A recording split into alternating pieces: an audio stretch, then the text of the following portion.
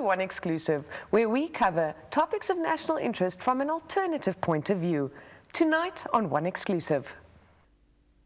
Recent reports suggest that 5,200 disabled children in Namibia between the ages of 0 and 5 are not receiving education, mental or physical development. On home soil, certain taboos still exist that prevent parents from schooling their handicapped children, and there are only 6 registered schools for disabled youth in Namibia, which begs the question, are we neglecting our youngsters? We speak to Paul du Plessis, Principal of Dagbreek, about responding to the special needs of the handicapped youth. Good evening, viewers, and welcome to One Exclusive. With me in studio is Principal of Dagbreek, Mr. Paul du Plessis. Thank you very much for the opportunity to be here with you. Brilliant. Thank you. Good having you. Paul, tell us, Dagbreek has been around since 1970. So that's almost 50 years that you've been catering particularly for kids with cognitive disabilities. Now let's just talk a second about what you guys are doing for kids who have mental handicaps. It's correct. Dagbreek School is a school for children with intellectual impairment. So we cater for specific for learners with intellectual, cognitive delays, challenges. There's a wide spectrum of intellectual impairment and also many reasons for why and how people can be or learners can be intellectually impaired. What type of impairments are we talking about? I mean, I think the one that we're all very familiar with is kids with Down syndrome, but I'm sure that's not the only type of child that you cater for. Okay, we apart from the level of background of the intellectual impairment is also Downs, as you've mentioned. We also cater for learners with autism.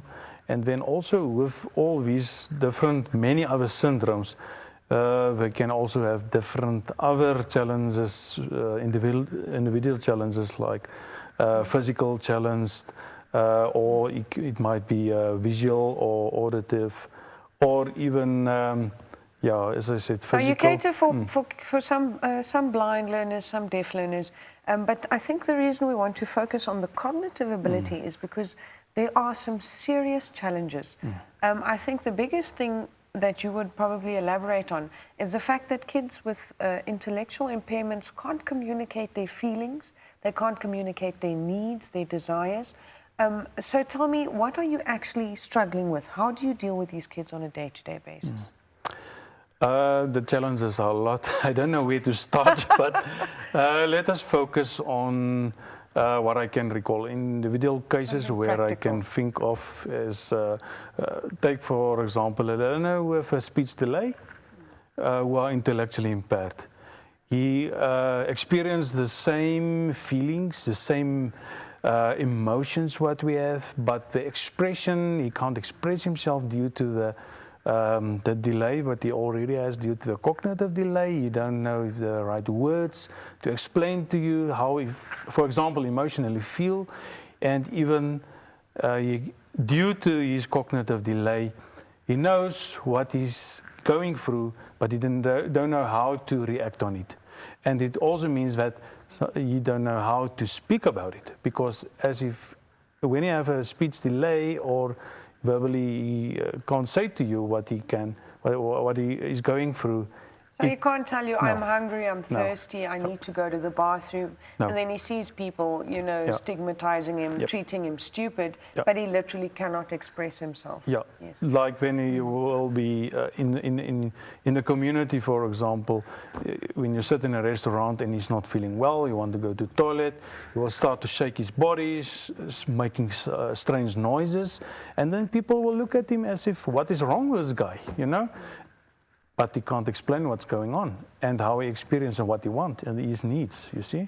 And I think you guys are very trained, obviously, and experienced with dealing with these children. But recent statistics show that there are over 5,000 Namibian kids between the ages of 0 to 5. That's early childhood development, very important stages of their lives, that are receiving no development and no formal education. Now, my question is, what does that mean for the country? These kids that are not receiving education, particularly with cognitive impairments, what's their lives going to be like? From my point of view and what we experience at the school is there are some, but it is as few which are accommodated in mainstream pre-primary, but basically at homes. In Windhoek especially, there are quite a lot. We receive enrollment forms from them, so that's why I know specifically there are a few. So I'm going to focus on them. Even though they apply at our school, those who are between 3 to 5 years, we only take them in at the age at 8 years. We also experience that they are too young for learning. They still would like to play, and the learning is not the issue. So at the years of 8, we realize that they are ready to start to learn. But those before, the younger the age of 8, they need to be in a pre-primary, a pre-level, as you say, it forms their foundation, and it's very important. So the few who receive the applications, we try at least to get them in, so that we can follow up on the pre-education. You're picking up basically from Yeah. something that hasn't happened, that pre-education, pre-primary. Yeah. And I mean, it's quite shocking if you think there are only 6 registered schools for kids with disabilities in Namibia, and only 2 of them, I understand, are for kids with cognitive disabilities. Now the question, and I'm going to just get back to it, if these kids don't end up with you, what happens to them? I mean, they suffer social isolation, maybe bad health, perhaps even. How serious is it? How serious is the need for education for disabled youngsters? Even now that we don't have all the facilities and resources, particularly for intellectually impaired children, it even hinders them to get a proper job, even though they are in school. Yes. Nee? So what even about those who are not in school? And that is the majority. The majority are not in school. What are happening to them? Yeah. What's going to happen to this majority? Yeah. Really is the question. Yeah, the majority, they are at homes. They are in cases, serious cases, even hidden. And yeah, I don't want to go further in it, but it is serious. That they don't get serious attention, and the needed attention as they should. And I think that leads very, very easily into our next question. There's a stigma around kids with disabilities. Traditionally, some people often feel that it's even a curse from God. Can you tell me, have you guys had any cases of abuse with disabled kids in your schools? Definitely, we go through it or experience it day by day. Really? There are definitely that parents make a difference at home, in the family, even that the child to come to our school is basically just an additional member of the family. It's not seen as a special... Extra mouth to feed. Yes, it's extra mouth to feed. That is the one who get the leftovers, even though it comes into clothes. The other kids are treated differently than the special kid in the house.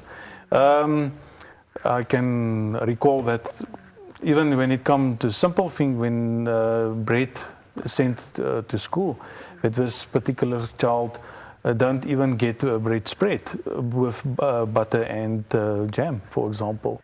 Deputy Minister of Disability Affairs, Honourable Nkube, has recently come out to the media and called for community intervention and for really helping to get these kids to an educational level.